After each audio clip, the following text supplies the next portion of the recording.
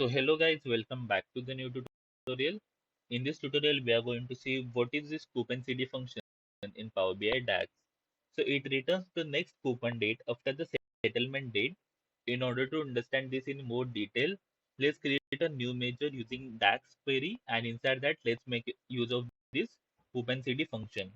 So for that, go to Home, click on New Measure, and let's give it a name as, let's say, COUPNCD is equal to, and we'll make use of the same function, that is COUPNCD, this one. Now over here there are mainly three parameters.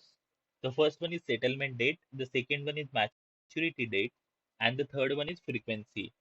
This is basically the number of coupon payments per year.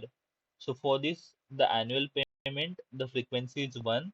For annual, for semi-annual, the frequency is 2, and for quarterly, the frequency is 4.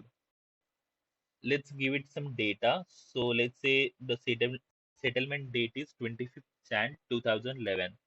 Since it is a date, we have to make use of date function. The year is 2011, the month is 1st, and the day is 25th. Now let's say my maturity date is 15th November 2011. So again, I have to make use of date function.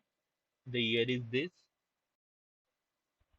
November is 11, and 25th day, and the frequency, let's keep it as semi-annual. So for that, the frequency value is 2, and just hit enter.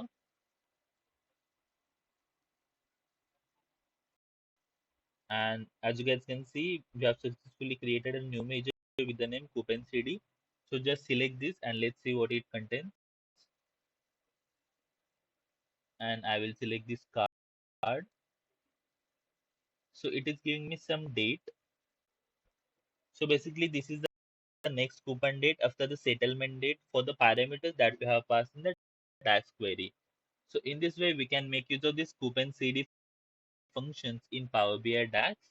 Thank you so much for watching this video. Stay tuned for more upcoming videos.